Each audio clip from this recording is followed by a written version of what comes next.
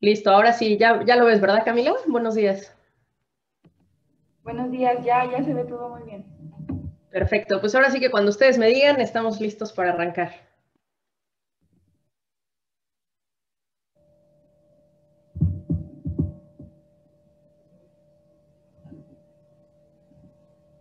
Adelante. Buenísimo. Pues muchas gracias nuevamente a todos los que se están conectando. Gracias al equipo de Certei por esta invitación. Y como bien decía Camila, pues hoy vamos a estar platicando de lo que es ingeniería social, los riesgos que tenemos, ¿no? En temas de seguridad. Y yo creo que esto es un tema que siempre hemos escuchado, no nada más en tema de seguridad, en tema de seguridad cibernética más bien, sino que es una palabra, ¿no? Una frase que hemos escuchado a lo largo del tiempo y creo que es interesante entender, como bien decía Camila, bueno, cuáles son los riesgos, pero de entrada vamos a estar platicando, bueno, qué es la ingeniería social, por qué es tan exitosa, ¿no? Y cada vez ha tomado mucho más fuerza en este mundo de amenazas cibernéticas. Vamos a estar hablando un poquito del panorama de amenazas en México. De hecho, vamos a hablar hoy en día en México cuál es el costo aproximado de un ataque de ransomware, que bueno, son los ataques más comunes hoy en día. Y sobre todo también cerrar, bueno, no nada más hablar del problema, sino también hablar un poco de recomendaciones, de cómo nos podemos proteger todos. Y la verdad es que para empezar a mí, bueno, esta imagen que me gusta bastante, porque por sí 2020 ya ha sido un año complicado, ¿no? En general. Y si hablamos desde la perspectiva de ciberseguridad, pues también nos estamos enfrentando a un año que ha tenido mucho mayor volumen, sofisticación de ataques, ¿no? El tema del ransomware, combinado ahora con este repentino trabajo remoto provocado por la pandemia, pues ha hecho que también todos tengamos que repensar un poco en estas estrategias, ¿no? Y la verdad es que yo creo que a todos nos pasó, o sea, si bien de mucho tiempo atrás algunas empresas ya tenían algunos trabajadores que lo hacían de manera remota, ¿no? Que algunos ya fomentaban el tema del home office, pues de repente para todos esto cambió radicalmente. Muchas de las empresas tuvieron que cambiar la manera en que permitían la conexión de sus usuarios, tuvieron que adquirir tecnologías, tuvieron que cambiar radicalmente esto, porque prácticamente cada uno de nosotros nos volvimos en ese momento una sucursal, ¿no? De la empresa, en donde también esto, bueno, se tornó mucho más complejo porque todos ya hoy en día utilizamos mucho los smartphones, utilizamos mucho tabletas, utilizamos muchas veces dispositivos de casa para conectarnos, pero también muchas de las empresas no tenían ese trabajo de concientización con los empleados, ¿no? Y para que ustedes se den una idea, y estas son cifras ya de hace muchos años, ¿no? De lo que deja como tal el crimen versus el cibercrimen, ¿no? Porque, por ejemplo, y aquí vemos cifras del FBI, le digo, esto imagínense, ya tiene 12 años, o sea, del 2008, en donde en el 2008 el FBI reportaba 1.645 casos de robo, ¿no? 1.645 casos que le habían denunciado, en el cual, bueno, se habían robado más de 15 millones de dólares. Y en todo este tiempo nada más había habido 3 ladrones muertos, ¿no? Aparte de los capturados, pero 3 ladrones muertos, 3 personas muertos. Y si esto nos vamos a las mismas estadísticas hablando de phishing, ¿no? Que para los que no estén familiarizados con el tema de phishing, que son estos correos que muchas veces pues catalogamos como spam, ¿no? Pero que muchas veces ya van dirigidos, igual vamos a estar hablando de esto, ¿no? Es la típica, no sé, típico caso que ustedes reciben información falsa, pero que los invita a dar clic en alguna liga o abrir un documento, ¿no? Esos son los correos de phishing.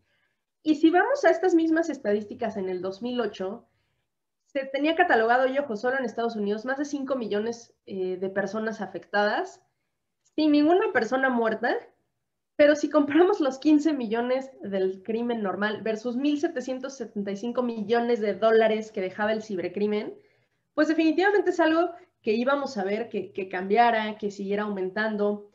Y ojo, ¿no? Y esto por eso pongo estas cifras, pues porque es importante platicar.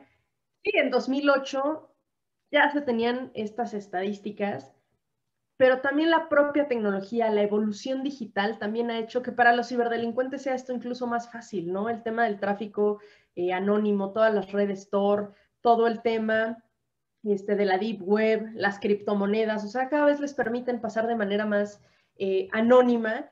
y por lo tanto se vuelve más complejo llegar a ellos, ¿no? El otro día nos preguntaban de, oye, si se llega a dar un tema de un cibercrimen, ¿cuál es la capacidad que se tiene de identificar realmente en dónde está esa persona o desde dónde está ejecutando el ataque?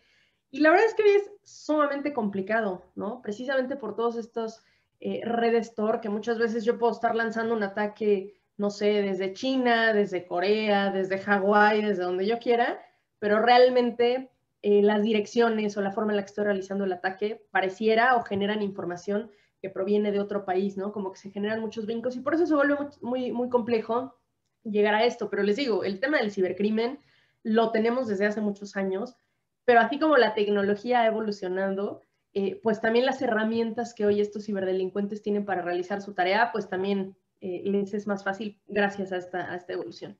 Pero bueno, para empezar vamos a platicar qué es la ingeniería social, ¿no? Como les digo, muchas veces todos nosotros hemos escuchado este concepto y la ingeniería social tal cual, si nosotros, bueno, nos vamos a digamos, a las descripciones generales que se encuentran, es un método de ataque, ¿no? Siempre va a ser un método de ataque en el que alguien utiliza la persuasión, abusando del ingenio o la confianza de la persona para obtener una ventaja. Esta ventaja puede ser información, puede ser dinero, ¿no? Pero lo más importante es que la ingeniería social se da sin ningún tipo de violencia, ¿no?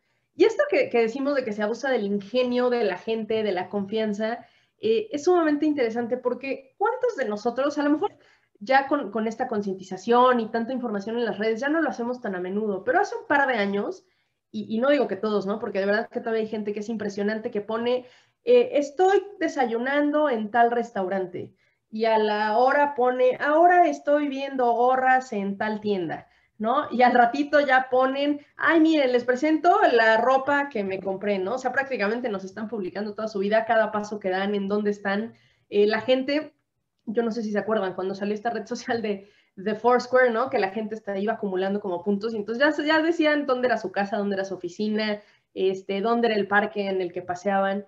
Y toda esta información los ciberdelincuentes la van recabando, ¿no? Por eso es bien importante que nosotros pensemos qué es lo que estamos publicando en redes sociales, qué tan abiertas tenemos esas redes sociales, porque también muchas veces decimos, ay, bueno, voy a abrir mi cuenta, pero no nos fijamos en esas políticas de privacidad y dejamos todo abierto. Y al final, la gente, o sea, ya sea los que tengamos de contactos o los propios ciberdelincuentes, van a empezar a recabar esa información.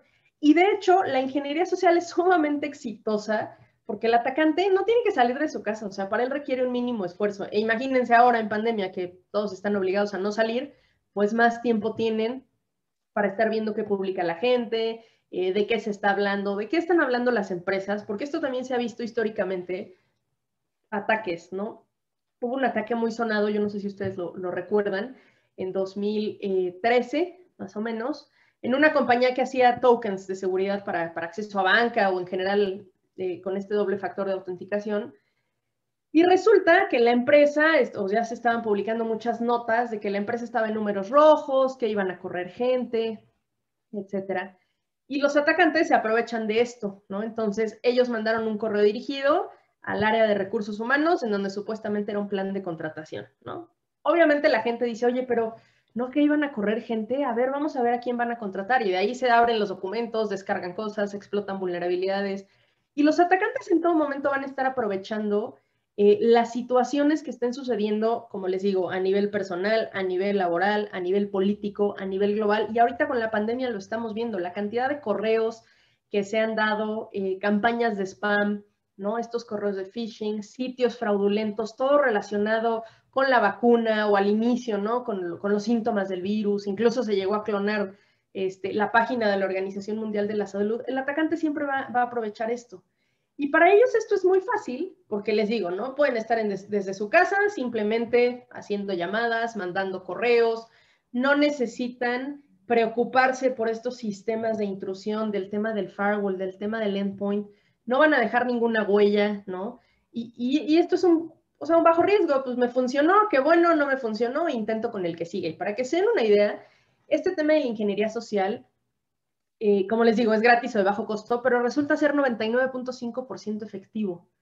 Y de verdad, a pesar de que existe tanta información hoy en las redes, a pesar de que se está hablando tanto, eh, cuando las personas se sienten amenazadas, ¿no? Y como lo decíamos al inicio, o sea, con estas técnicas de persuasión que hace la gente, ellos dicen, no puedo permitir que esto me pase, no puedo permitir que se hable de mí, que se publique información mía, ay, no, pobrecita de la gente, no, sí, yo creo que voy a donar, ¿no? Y ahorita, de verdad, o sea, ¿cuántas veces, y ni siquiera nos vayamos ahorita al tema de correo electrónico, ¿no? ¿Cuántas veces hemos escuchado casos de asaltos que resulta que se estaba haciendo pasar por una persona de algún servicio, del servicio de telefonía, del servicio de cable, ¿no? De televisión, etcétera, y la gente cae. Y ese al final ese es el tema de la ingeniería social.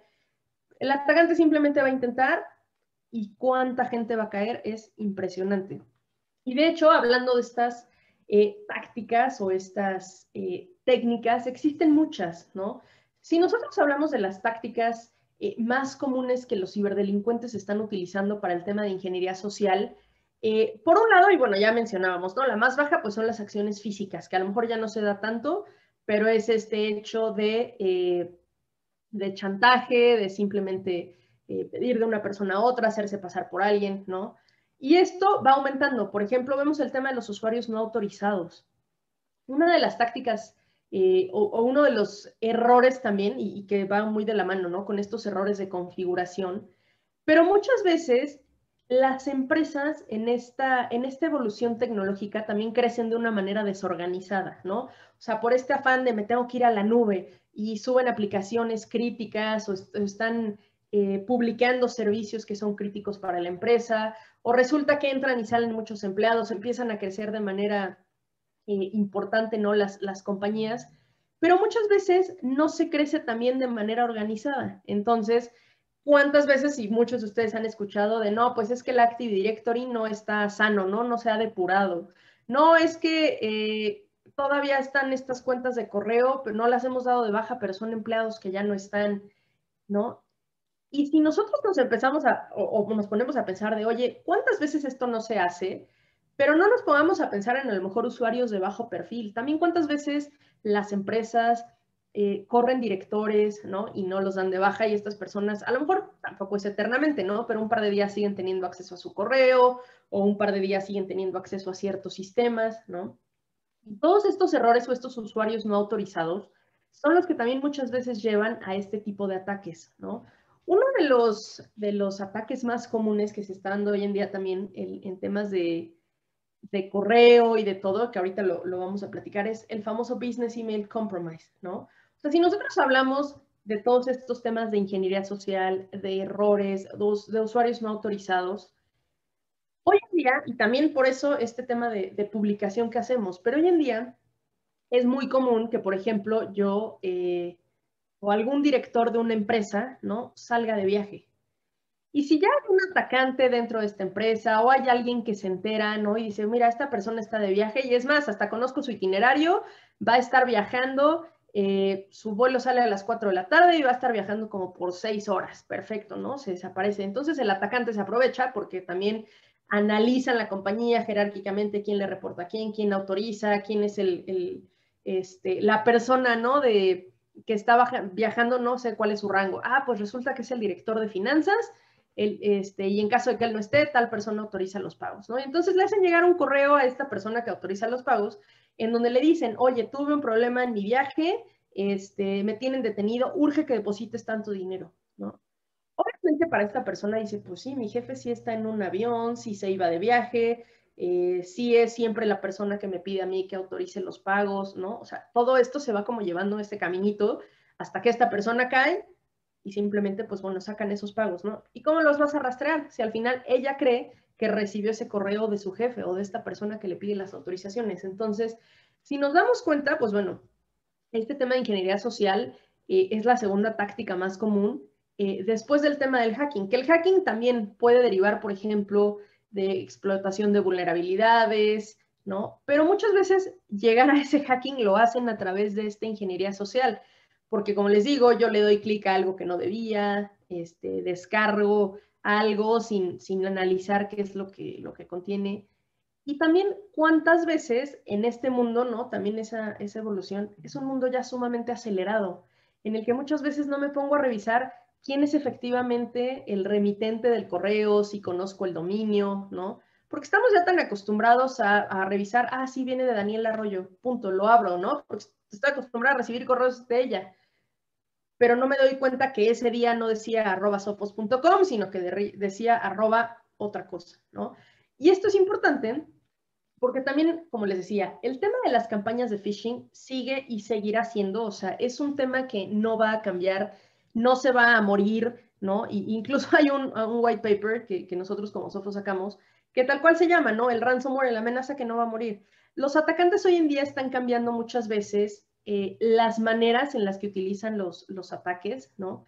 Pero, por ejemplo, hablando de las técnicas más usadas, como les decía, el 90% son campañas de phishing. Estamos hablando de temas de correo electrónico, estamos hablando de sitios clonados, estamos hablando, y al hablar de estos sitios clonados es que muchas veces me cambian un carácter.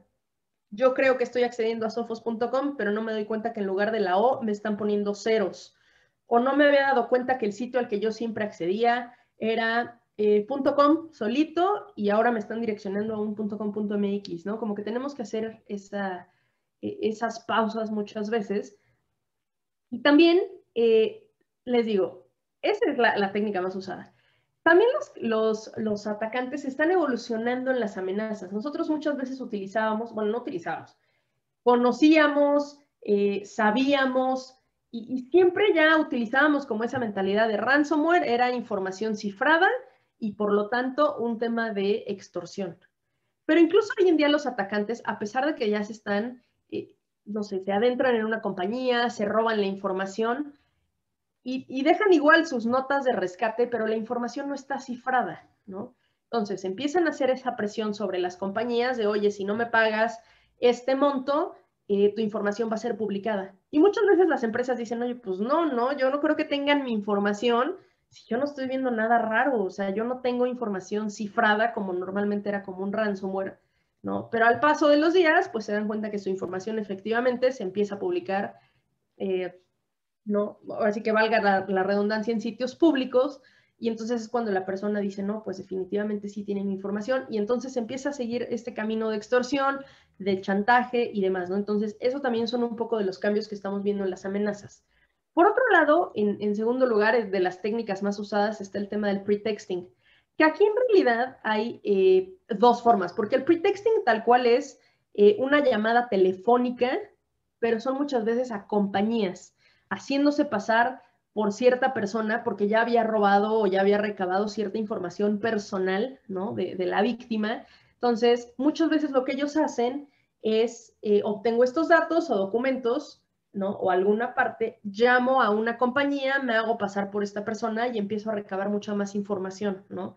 Temas, por ejemplo, de robos de línea, ¿no? A lo mejor hablo a cierta compañía telefónica, doy cierta información, me devuelven otra, pero por eso, y hoy se hace mucho énfasis, ¿no? De que las compañías no te van a pedir información confidencial, ¿no? De tus cuentas o cierta información personal, precisamente por el uso que se le puede dar a esto. Y como les decía, aquí hay dos partes, porque el pretexting es que yo me haga hacer pasar por una persona y entonces hablo a la compañía, recabo otra información. Pero también hoy en día una de las técnicas más comunes es el tema o lo que se llama vishing, ¿no? Que es esta combinación, o la palabra viene de la combinación de voice y phishing, ¿no? Con todo esto que yo les decía de lo que se publican en redes sociales, que publico dónde estoy, qué estoy comprando, etcétera, muchas veces lo que las compañías hacen es, bueno, no las compañías, ¿no? Los ciberdelincuentes. Si yo al final estoy publicando, oye, acabo de comprar una televisión, o simplemente muchas veces es suerte, ¿no? Al final, pues son anzuelos que los atacantes tiran. Entonces, lo que hacen es, mandan un SMS, un mensaje de texto, ¿no? En donde a lo mejor te dice, oye, descarga la factura de la compra que acabas de hacer, o hubo un problema con tu compra y necesitas comunicarte aquí, hubo un problema con el cargo. Mandan, ¿no? SMS, les digo, maliciosos, pero muchas veces estos SMS, y todos lo hemos vivido, traen URLs, ¿no? Y el problema es que muchas veces te dice, conoce la nueva promoción, no sé, de tu compañía telefónica, pero la URL cuando la vemos es xyz.com o caracteres raros, o sea, nada tiene que ver el nombre de la compañía con la URL, pero muchas veces ahí vamos y le damos clic a esos mensajes. Entonces, Cuando normalmente, y esta combinación del phishing es, yo recibo el SMS, le doy clic a esa URL y entonces ya muchas veces esta es la señal para el atacante de, perfecto, esta persona ya dio el sí, ¿no? O ya le dio clic a lo que no debe, comuniquémoslo con ella. Y entonces ya se siguen haciendo pasar de, sí, pues mira, el SMS que recibiste, fíjate que sí, hay un problema con tu cargo, te voy a mandar una liga o te voy a mandar una clave, a ver cuál es la clave, ¿no? O sea, tal cual le hacen pensar a la persona que son de la compañía telefónica o la compañía del banco o del restaurante al que acaban de acudir, etcétera. Y entonces se vuelve ya como esa falsa confianza de, no, pues sí, si me están mandando un código a mi teléfono, sí, debe ser la compañía, sí, te doy el código, ¿no? Y el problema es que en algún punto le dicen a esta persona, ok, vas a acceder a este sitio y te va a pedir ciertos datos confidenciales, necesito que los llenes. Y muchas veces son el número de tarjeta, la fecha de vencimiento, el código de seguridad, ¿no? Y al final, pues de ese lado hay un ciberdelincuente que al final está recabando la información. Entonces, hoy en día también se da mucho esto que es el phishing. Y por otro lado, en tercer lugar, pues bueno, el tema de extorsión, ¿no? Que al final simplemente es este soborno que siempre hemos ocupado o conocido, ¿no? De, bueno, pues te doy tanto dinero si me cuidas esto, o te doy 5,000 pesos si puedes recibir tal cantidad de dinero en tu cuenta, ¿no? O sea, como que ahí ya es el chantaje o el soborno normal que toda la vida todos hemos escuchado. Pero ya hablando de tecnología, les digo, el tema del phishing, el tema del pretexting y el tema de las campañas de phishing es algo crítico. De hecho, ya si nosotros nos vamos a, bueno, cuáles son las maneras en las que llega este tipo de ataques, como les digo, y esto es de verdad es sumamente importante, nunca den clic o nunca abran una URL que recibieron, claro, a menos que estén esperando cierta información, que sepan que es el remitente y demás. Pero si ustedes reciben URLs, por ejemplo, por WhatsApp, por SMS o por correos de remitentes que ustedes no conozcan, no las abran directo, ¿no? Por ejemplo, si yo en el WhatsApp recibo, no sé, una URL que es de una tienda, o sea, en lugar de darle clic, o sea, y si le doy clic, fijarme que efectivamente me está llevando ese sitio web, ¿no? Y si no, lo más seguro es, perfecto, yo me voy directo al navegador, pongo la URL de la tienda a la que quiero acceder y sigo la información, ¿no? Les digo, es muy diferente si estoy chateando con un amigo y me dice, oye, mira, en esta tienda está sucediendo esto y me manda la URL, pero si son de remitentes desconocidos, les digo, por SMS, por chats o por correo, hay que tener mucho cuidado con lo que abrimos. ¿Por qué? Porque hablando ya de phishing, que es esta táctica o técnica que, como les decía, es la número 1, y hoy en día en general, ¿no? De cualquier tipo de ataques, sigue siendo el más alto. O sea, más del 90% de los ataques se originan por correo electrónico. Y se originan por correo, pero, por ejemplo, hablando del phishing es, como les decía, 94% por correo, pero el otro 23% es vía web. Son justo esas URLs a las que yo le doy clic y muchas veces no me fijo que me están descargando algo, que me están instalando algo en el navegador, ¿no? ¿Cuántas veces nos ha pasado que creemos que es un error del navegador que de repente, y antes pasaba mucho, se me abrían 5 pestañas del navegador, ¿no? Y simplemente decíamos, ya la cierro y sigo. Pero a lo mejor esa apertura de pestañas, esa descarga de un archivo, un error que me aparezca en pantalla, son señales de que algo no está bien con ese sitio web, ¿no? O sea, seguramente o pudiera estar comprometido, y les digo, no significa que todos los sitios web estén comprometidos, que ya no naveguemos a ningún lado, simplemente hay que tener un poco más de cuidado, porque les digo, muchas veces nos modifican caracteres, cambian palabras, ¿no? A lo mejor en lugar de que sea mibanco.com, ya me pusieron otras palabras, x.banco.com, ¿no? Como que nos empiezan a modificar ahí la información, haciéndonos creer. Y también por el otro lado, o el tema de los ataques, también cambia dependiendo del tipo de archivo, ¿no? Y esto también es importante considerarlo porque, por ejemplo, más del 45% de los ataques vienen en documentos de Office, ¿no? Los famosos macros en los documentos, ¿no? Que muchas veces yo abro un documento y me dice, oye, necesitas habilitar tal contenido, ¿no? Al hacer esas habilitaciones, al permitir los macros, al hacer todos estos cambios o cambiar los permisos en el documento es cuando yo puedo estar abriendo la llave, ¿no? Hacia ese atacante.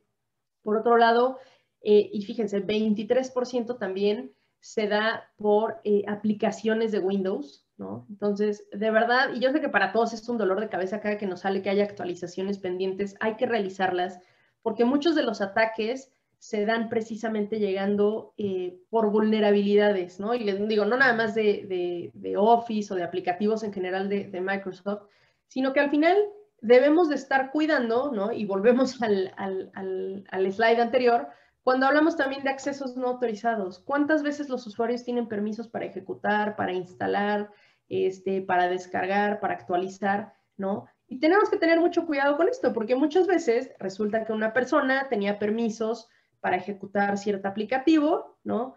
Le llega la amenaza, le dice que para ejecutarla tiene que descargar cierta aplicación, se descarga y ojo, sí puede ser una aplicación válida, pero resulta que esa versión de la aplicación tenía una vulnerabilidad, que existen versiones nuevas, pero pues como esta persona tiene permisos de ejecución y de instalación en el equipo, pues prácticamente le está abriendo la llave a los atacantes, ¿no? Entonces hay que tener mucho cuidado con este tema de hasta dónde le damos acceso a la gente y sobre todo que muchas veces en las empresas ya decimos, no, es que es el director, a él hay que permitirle todo. No, yo creo que más bien hay que ayudarle a entender a él el porqué también de esas medidas, ¿no? Oye, no te estoy dejando navegar a sitios web por más que seas el director, porque puedes poner en riesgo la información de toda la compañía o información personal tuya, ¿no? Entonces, muchas veces estos temas de filtrado web, de análisis de ciertas categorías de sitios, análisis de descargas, o sea, puede ser tedioso para algunas de las personas, pero más bien y es importante hablar de concientización.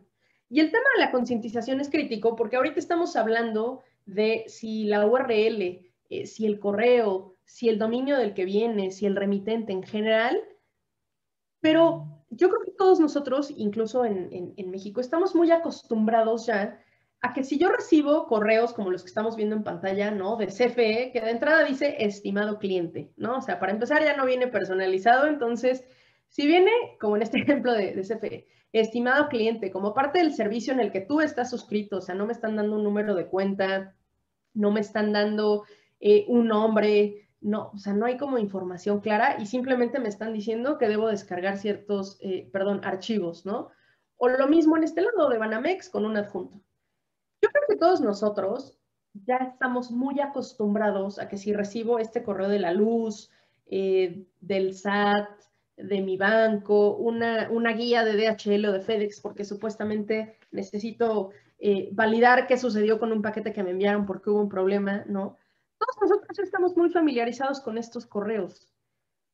Pero el problema es que sí, hace unos años veíamos estos tipos de correo como muy simples de ubicar, que no eran para mí, porque no traen cierta información.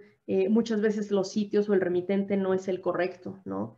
El problema, como decíamos, es que con toda esta evolución tecnológica, realmente ya todos estamos expuestos y a pesar de que tengamos tecnología anti-spam, tecnología perimetral, el eslabón más débil de la cadena seguimos siendo nosotros como usuarios. Y el atacante hoy en día de verdad tiene la capacidad de crear correos exactamente igual a los reales, ¿no? También hace mucho tiempo era fácil identificar un correo de spam porque tenía ciertas palabras, ¿no? Que ya eran como catalogadas, ¿no? Pues si trae esta palabra, catalógalo como spam y bueno, al final bloquear, ¿no? Pero hoy en día, y yo quiero que ustedes vean este correo, realmente de verdad todos estamos expuestos y tenemos que ponernos a pensar con mayor detalle el cómo puedo identificar si un correo es malicioso y sobre todo cómo poder decir, oye, este sí es y este no es el bueno, ¿no? Pero más allá y este es un ejemplo de LinkedIn que yo quería mostrarles, ¿qué pasaría si todos ustedes, ¿no? Como decíamos, si es el de CFE, el de Banamex o este ejemplo que les voy a mostrar, pero ¿qué pasaría si el día de mañana yo recibo un correo con el logotipo de mi empresa, donde supuestamente el remitente es mi jefe, viene en el mismo formato en el que yo siempre recibo los correos, viene con el mismo tipo de letra, o sea, todo viene igual, ¿no? Y yo quiero que ustedes vean este correo porque uno es real y el otro no, ¿no? Si hasta ahorita vemos esta información, decimos los dos están exactamente igual. Tienen el logotipo, es el típico correo que recibimos de que alguien te quiere sumar a su red, ¿no? De contactos en LinkedIn. Pero ya es cuando nosotros tenemos que analizar un poco más de información, o sea, no quedarme con la primera impresión de esto es lo que está sucediendo, es el logotipo, es el remitente, son los correos que siempre recibo, todo está bien, ¿no? Porque también, ¿cuántas veces ustedes no han recibido correos de este tipo, pero en un correo que no es el que tienen registrado, por ejemplo, en LinkedIn, ¿no? Entonces, ahí pues ya decimos, no, definitivamente esto es spam. Si nosotros nos ponemos a revisar este correo, ¿no? Y por eso les digo, porque muchas veces en el acelere, hasta que no recibo esto, no me pongo a pensar, híjole, nunca me he fijado si sí es LinkedIn o si sí es LinkedIn, ¿no? Como que ahí nos ponemos a dudar. Y si nosotros, les digo, revisamos estos correos, por la primera impresión puedo decir son exactamente iguales. Y el atacante eso es lo que está logrando hoy en día, que de verdad cada vez sea más complicado poder identificarlo. Y no nada más nosotros, digamos, el ojo humano, sino los propios sistemas de análisis de correo malicioso pues lo sufren, ¿no? Sobre todo porque, pues bueno, ya les digo, los atacantes incluso ya son también multidioma, pueden mandar cualquier tipo de correo, desde cualquier dominio. Y el tema de los dominios, que eso también es importante, los atacantes hoy en día, y bueno, estadísticamente, se habla de que un dominio nuevo creado por los atacantes no dura vivo más de 8 horas. Entonces, por más que nosotros queramos rastrear y por más que yo diga, voy a poner este dominio en listas negras, si yo le di clic a lo que no debo, el atacante lo va a seguir intentando con otros dominios que sean conocidos recién hecho, entonces tampoco tengan cierta reputación como para que un filtro de anti-spam diga, no, este correo o este dominio o este remitente tienen baja reputación, ¿no? Realmente no lo conocía, todo parece bien, si recibo un correo como este, todo parece de manera correcta, ¿no? Porque, ojo, muchas veces, hasta que no se hace ese segundo análisis de, bueno, estos links a dónde me están llevando, es que entonces yo pueda determinar si es malo o no. Pero lo mismo pasa, muchas veces estos links igual son recién creados, no tienen mala reputación y entonces para los filtros pues es, no, todo está bien, yo no veo nada extraño, ¿no? Necesitamos ya hacer como mucho más análisis, por eso es importante, por ejemplo, el tema de los anti-spam, un tema de sandboxing, donde yo pueda decir, ok, en un ambiente controlado, dale clic a este evento, digo a este botón, y entonces ve todos los eventos que se genera, todo el comportamiento, y entonces ahí sí poder determinar si es bueno o no. Pero ¿cuántas veces a ese filtro se le puede pasar este correo y es cuando nosotros lo recibimos? Y ahí es donde yo tengo que tener ese cuidado de decir, ah, no, mira, estoy viendo en la parte de abajo que no dice .com, ¿no? Pero les digo, así de volada, muchas veces ni nos damos cuenta, no nos fijamos. Y entonces tenemos que cuidar esto porque precisamente, digo, este sería el correo malicioso, ¿no? Como les digo, no dice linkedin.com, dice linkedin.co, ¿no? Ni siquiera está el com completado.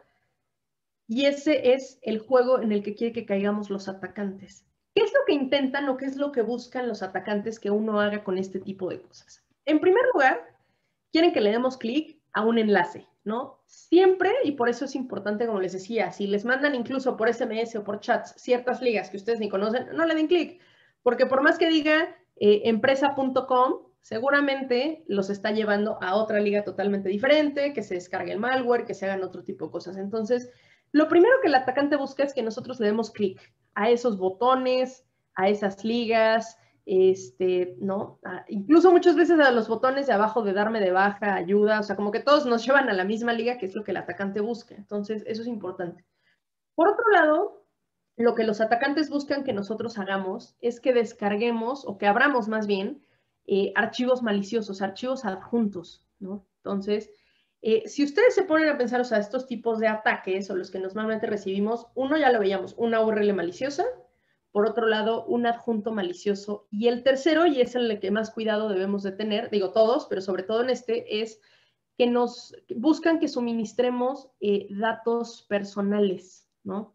Esto es de verdad sumamente crítico y por eso hoy en México, ¿no? Las leyes, bueno, Ley Federal de Protección de Datos y por eso todas las compañías hacen tanto énfasis de nosotros nunca les vamos a pedir información confidencial a través de correo o a través de sitios. Entonces, a pesar de que ustedes reciban una llamada de hola, soy tu banco, tu número de cuenta es tal, porque yo no sé de verdad cómo de pronto ya hasta tienen dirección, teléfono, fecha de nacimiento, todo. Entonces la gente dice, no, pues si tiene toda esta información, seguramente sí es mi banco, ¿no? Y entonces le empezamos a dar más información. Entonces, de verdad, si en algún momento ustedes reciben esos correos, reciben esos mensajes, incluso reciben esas llamadas, que les digo, hoy con el phishing se da mucho, o sea, no hagan caso, prácticamente escuelguen y ustedes comuníquense, ¿no? Con su sucursal o con su asesor, si es que lo tienen, y entonces ya averigüen, ¿no?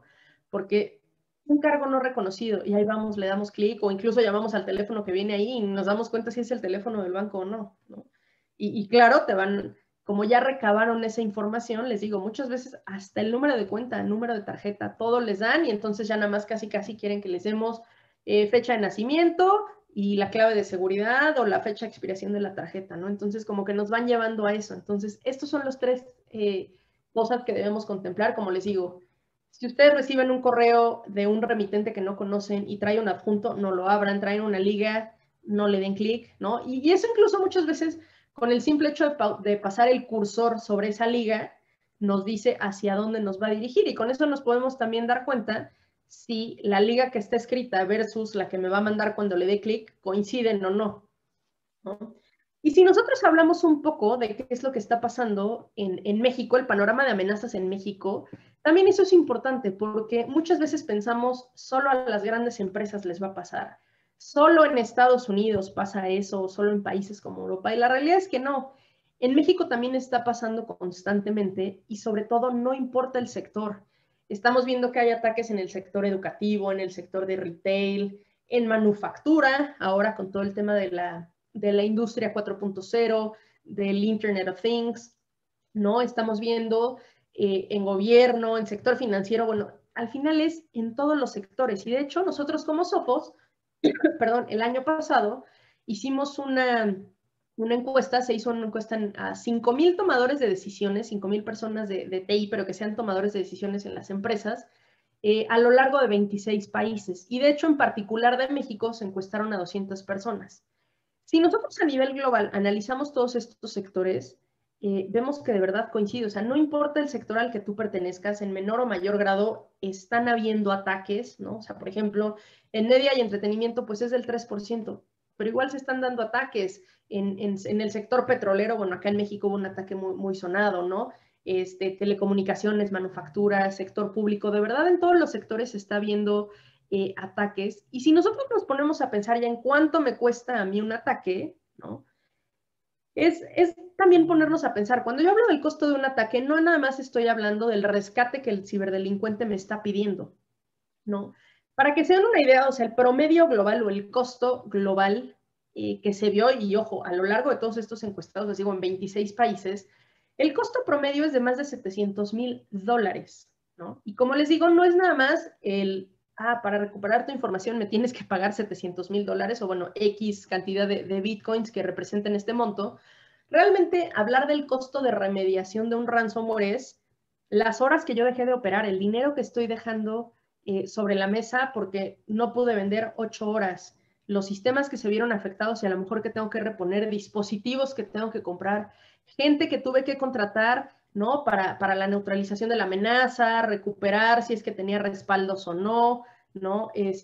Horas extras, etcétera, más el pago del rescate. Entonces, realmente hablar de este costo es muy amplio. Y si esto lo llevamos a México, hace más o menos 2 años, el costo promedio en México era de 2.5 millones de pesos. Hoy en día, el costo promedio en México es de más de 8 millones de pesos, ¿no? Igual vemos en Colombia 2,000 millones de pesos colombianos, Brasil también, o sea, son cantidades exorbitantes. Y si nosotros ahorita decimos, wow, es que 8 millones de pesos, o sea, obviamente es una cantidad abismal, pero por ejemplo, el 1% de los encuestados dijo, de México, que ellos llegaron a pagar hasta 120 millones de pesos para recuperar su información, porque muchas veces no se siguen esas mejores prácticas de tener un tema de respaldos, de control de accesos, de seguridad en capas, que hoy es crítico, ¿no? No va a existir una bala de plata que me resuelva todo, o un producto que yo diga, lo pongo aquí y ya me aseguro a todos los usuarios, y menos ahora que todos están en casa y que ese perímetro ya no existe. Entonces, tenemos que empezar a cambiar ese enfoque, porque también el foco de los ciberataques ya cambió. Anteriormente o hace muchos años, el foco de los atacantes era buscar aplicaciones, buscar redes, sistemas, ¿no? Y a través de eso empezar a recabar información. La realidad es que hoy para ellos es muy fácil porque ya lo único que tienen que llegar es a los usuarios y el usuario los va a llevar al resto de información, porque si este usuario, y les digo, pasa con lo que esté sucediendo a nivel mundial, si este usuario está preocupadísimo, supongamos que estamos en marzo del 2020, está preocupadísimo de qué está pasando con la pandemia y qué va a pasar con el COVID, y recibe un correo que supuestamente viene de la Organización Mundial de la Salud con información de la vacuna, claro que le va a dar clic, ¿no? Y lo mismo pasa si es una persona que está preocupada por perder su empleo y le llega información de que la empresa va a quebrar, no sé, estoy inventando, claro que le va a dar clic, ¿no? Entonces, el usuario hoy es y va a seguir siendo ese eslabón más débil. Y para eso nosotros también como Sophos, bueno, existe un producto, no voy a entrar mucho en detalle, pero existe un producto que se llama Sophos PhishDev, que justo lo que hace es que nos permita generar o simular estas campañas de phishing ético, en el que yo pueda simular los 3 casos, el de robo de credenciales, ¿no? Para proporcionar información confidencial, el de un adjunto malicioso o el de una URL, en el que además yo pueda personalizar esos correos. O sea, ese correo como el que vimos de LinkedIn, ¿no? Son correos que nosotros podamos hacer. Y que de esta manera, entonces, ahora sí, más allá de que solo sean charlas, yo pueda medir el nivel de respuesta de mis usuarios. ¿Ok? Entonces, esto es importante porque hoy todas las empresas tendrían que medir esto. Si yo mando un correo con el logotipo de mi empresa, que supuestamente hay un problema y que todos le tienen que dar clic para cambiar su password, ¿no? Del dominio, ¿cuántas personas le van a dar clic? ¿Cuántas hubieran caído si de verdad fuera un ataque real? Entonces, que esto se empiece a generar esa concientización que vaya de la mano de pequeños entrenamientos, ¿no? Si hablo de phishing y le da clic, llevarlo a un pequeño entrenamiento de 5 o 10 minutitos de qué es el phishing, cómo lo identifico, o qué es un robo de credenciales, o si tengo que cumplir una normativa, que la persona también conozca un poco más de esto. ¿Okay? Entonces, bueno, como resumen, pues bueno, ¿cuáles son esas mejores prácticas o cómo debemos protegernos? Y aquí les voy a dar 10 puntos, ¿ok? El primero es, todos nosotros deberíamos cambiar las contraseñas por defecto que vienen en los modems, ¿no? En los Wi-Fi de nuestras casas. Porque muchas veces los proveedores pues ya tienen como una contraseña genérica y si yo no lo cambio, pues prácticamente le estoy permitiendo a cualquiera que se conecte. ¿Ok? Igual, yo sé que muchas veces es tedioso, pero necesitamos utilizar contraseñas que sean robustas, ¿no? Con cierta complejidad de caracteres, mayúsculas, minúsculas, esas combinaciones. Y también no utilicen la misma contraseña para todas sus cuentas, para el correo, para el banco, para redes sociales, para todo, porque pues prácticamente al atacante le decimos, róbame una vez y ya, boom, ¿no? Ya abriste la caja fuerte de todo lo que tengo. Otra es, y les digo, es muy importante, mantener siempre actualizados los parches de seguridad del sistema operativo, de aplicativo, del celular. Todas las actualizaciones que salgan es importante que nosotros las apliquemos, porque normalmente esas actualizaciones salen porque el fabricante identifica algún bug o algún hueco de seguridad, ¿no? Entonces es importante mantenerlo al día. Igual cuando cambiemos estas contraseñas, pues evitar que alguien nos vea o evitar tenerlas en el post-it, ¿no? Ahí en el monitor, todas las claves hasta la del banco, ¿no? Igual, todos los dispositivos deben tener clave, eso es importante. Como les decía, no publicar información en redes sociales, información personal, claro está, ¿no? Cambiar las configuraciones siempre que abramos una red social, irnos a las configuraciones del perfil y ponerlo en modo privado. Como les decía, pues bueno, no abrir correos de desconocidos o ligas que no ubicamos, ¿no? A través del correo, mensajes, chats, etcétera. Usar soluciones de anti-malware a nivel del endpoint. Si tienen hijos, pues habilitar los controles parentales. Y como les decía, y eso es por ley, ninguna institución les puede pedir cierta información personal por ningún medio, ¿no? A menos que ustedes le estén proporcionando, bueno, porque así lo desean, pero ay, me llegó el correo, la llamada, no hagan caso, ¿ok? Y aquí un tema bien importante, digo, no se trata de que nos volvamos a partir de ahora paranoicos, ¿no? Y que ya no quiera abrir ningún correo y que ya no le diera clic a nada y que ya no quiera descargar nada, no. Simplemente, y bueno, para terminar les dejo esta frase, ¿no? Mientras más precavidos seamos, mientras más información tengamos y sobre todo que pensemos antes de dar clic a todo lo que recibamos, es como mayores posibilidades vamos a tener de dejar atrás las amenazas. Así que bueno, pues por mi parte es lo que quería platicarles. Por ahí no sé, Camila, si tengamos alguna consulta.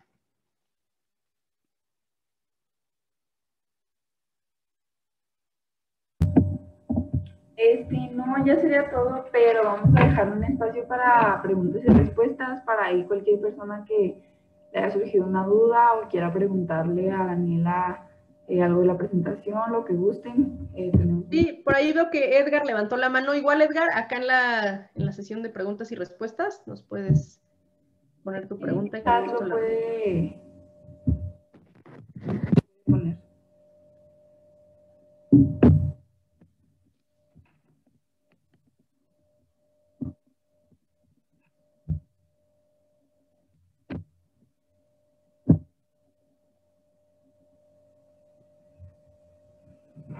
Buen día, Edgar. Cuéntanos, ¿cuál es tu pregunta?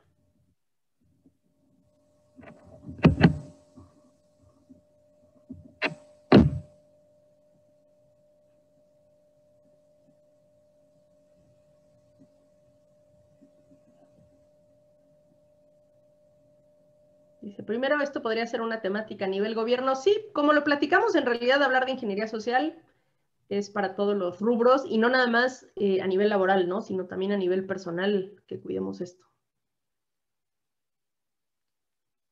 ¿Y qué tan sofisticada está siendo la policía cibernética? Mira, la verdad es que lo desconozco al 100% porque, pues bueno, no. Ahora sí que no trabajo para el gobierno ni para la policía cibernética. Sé que en México, a lo largo del tiempo, se ha hecho como mucho énfasis en este tema de la policía cibernética. Y si bien en México y en general en Latinoamérica no existen leyes que nos obliguen o a las empresas las obliguen a decir, oye, fui víctima de un ataque, sí existe ya cierta coordinación. Por ejemplo, sobre todo con las instituciones financieras. O sea, si una institución financiera es víctima de un ataque, lo primero que tienen que hacer es avisarle a la Comisión Nacional Bancaria y de Valores y la comisión a la policía. O sea, sí existe cierta combinación. Pero la realidad, y yo creo que no nada más en México, en general en toda Latinoamérica, sigue haciendo mucha falta, sobre todo de leyes, ¿no? Porque en Estados Unidos sabemos que si una persona es víctima de un ataque, automáticamente tiene que avisar a las personas cuya información sensible se haya comprometido. En México no. Y por eso es que también muchas veces existe esa falsa realidad de no, para cierto grupo de empresas o cierto tamaño de empresas o cierta vertical no hay ataques. Pero como yo les digo, todos tenemos competencia, todos de una u otra forma tenemos información con la cual el atacante puede chantajear o puede vender a otras empresas, ¿no? Entonces, sin importar el tamaño o la vertical, debemos, bueno, generar estos cuidados. Y te digo, a manera personal, digo, no a nombre de Sofo, sino yo como Daniela, sí creo que aún existe mucho camino que recorrer en tema ya de leyes que obliguen a las empresas, bueno, a cuidar más este tipo de información, a notificar a las personas cuando su información sea comprometida y sobre todo, como dices, pues bueno, también este tema de policía cibernética, ¿no? Porque muchas veces también las empresas son víctimas de ataque y no saben ni por dónde empezar o hacia dónde, digamos, denunciar este tipo de ataques. Entonces, bueno, yo sí creo que aún falta mucho en México.